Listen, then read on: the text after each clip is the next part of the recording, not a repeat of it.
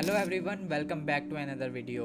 ये चैनल मैंने as a hobby start किया था, लेकिन तुम लोगों का प्यार देखकर I feel so happy.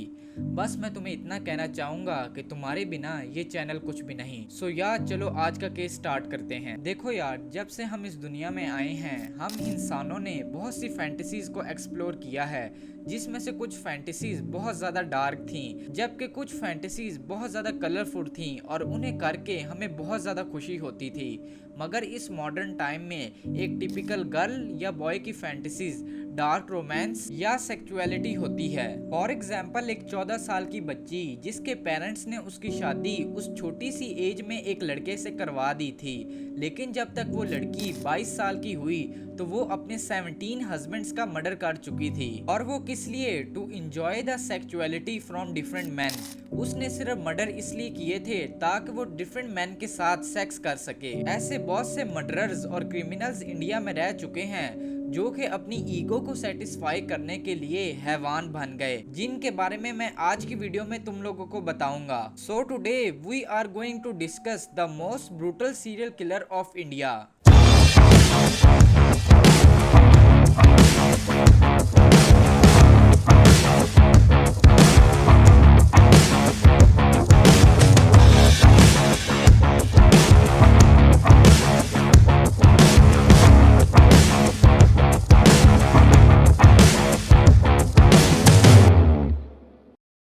1951 Bathinda Punjab. उस वक्त इंडियन ट्रेडिशंस ऐसे थे कि बहुत से typical Indian families child marriages को बहुत ज़्यादा प्रेफर करते थे। Lalawan is the one of them. Lala एक ऐसे घर में पैदा हुई थी कि जहां पर जब वो 14 साल की हुई तो उसके पेरेंट्स ने उसकी शादी करवा दी। सिर्फ 14 साल की उम्र में शी एक्सप्लोर सेक्सुअल हैप्पीनेस। शुरू में लाला और उसके हस्बैंड की शादी बहुत अच्छी चल रही थी, बट अब लाला अपने हस्बैंड से बोर होना शुरू हो गई। उसे हर रात एक तरह की हैप्पीनेस मिलती थी, but Lala want to explore new fantasies. So शादी के सिर्फ 1 साल गुजरने के बाद लाला ने अपने हस्बैंड के खाने में जहर की गोलियां मिला दी, जिस खाने को खाने के बाद लाला के हस्बैंड की डेथ हो गई। जैसे ही उसका हस्बैंड मरा, अभी एक दिन भी नहीं गुजरा था कि उसने उसका अंतिम संस्कार कर दिया और उसकी चिता जला दी। पुलिस को ये मौका ही नहीं मिला कि वो लाला के हस्बैंड की बॉडी का पोस्टमार्टम कर सके। लाला के फर्स्ट हस्बैंड के मरने के सिर्फ कुछ महीनों बाद ही लाला ने दोबारा शादी कर ली, लेकिन उस हस्बैंड के साथ भी 3-4 महीने गुजारने के बाद वो उससे भी बोर हो गई थी। इसलिए लाला ने सेम पिछले तरीके से अपने दूसरे हस्बैंड को भी मार दिया। इसी तरह वक्त गुजरने लगा और लाला अब 14 से 22 साल की हो चुकी थी। इस दरमियान लाला ने अपने 16 हस्बैंड्स को मार दिया था। लाला अपने हर हस्बैंड के साथ कुछ महीने गुजारती और जब लाला अपने हस्बैंड की सेक्सुअल एक्टिविटीज से बोर हो जाती थी तो वो उन्हें मार देती थी।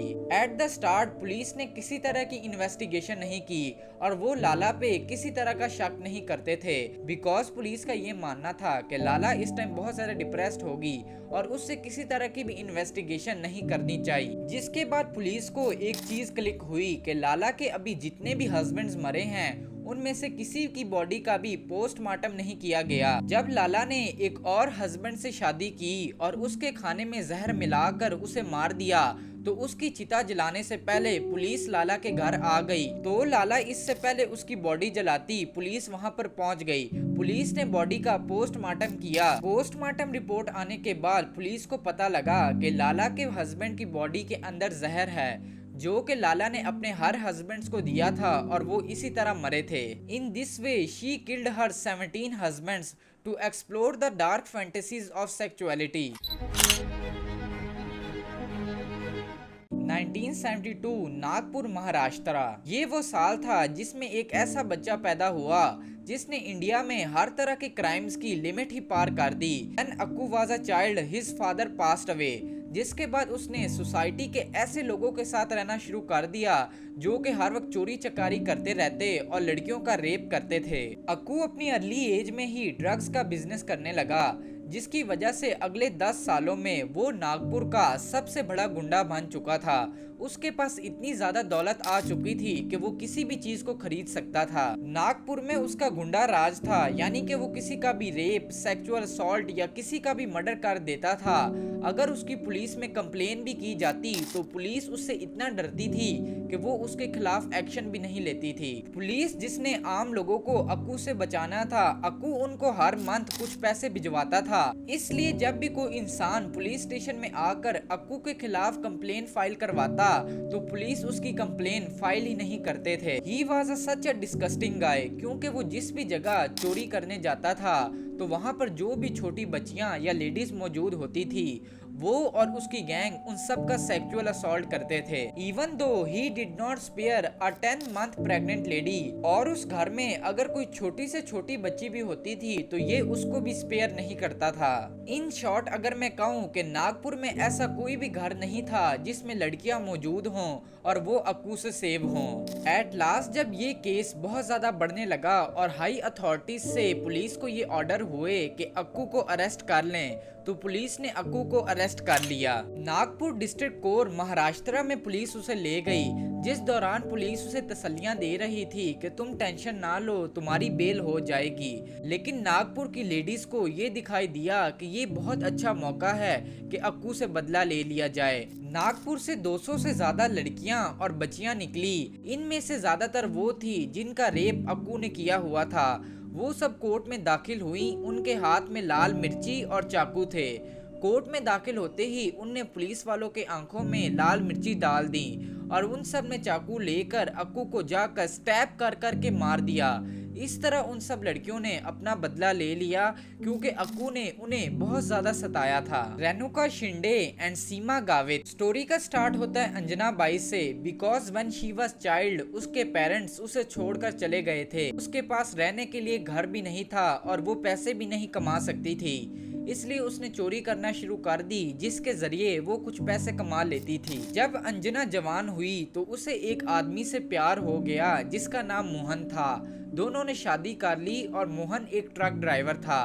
उन दोनों की एक बेटी पैदा हुई जिसका नाम उन्होंने रेनुवा रखा। बट कुछ वक्त गुजरने के बाद मोहन माँ बेटी को छोड़कर भाग गया और उसने किसी और शहर में जाकर शादी कर ली। अंजना और उसकी बेटी अब अकेली हो चुकी थी, इसलिए अंजना को एक और आदमी मिला जिससे अंजना ने शादी कर ली और उसमें से अंजना को एक और बेटी पैदा हुई जिसका नाम उसने सीमा रखा। But I don't know why उसका वो वाला हस्बैंड भी अंजना को छोड़कर चला गया और उसने भी मोहन की तरह किसी और शहर में जाकर शादी कर ली। अब अंजना बाई, रेनुवा और सीमा अकेली रह चुकी थी और उन्होंने पैसे कमाने के लिए चोरियां करनी शुरू कर दी।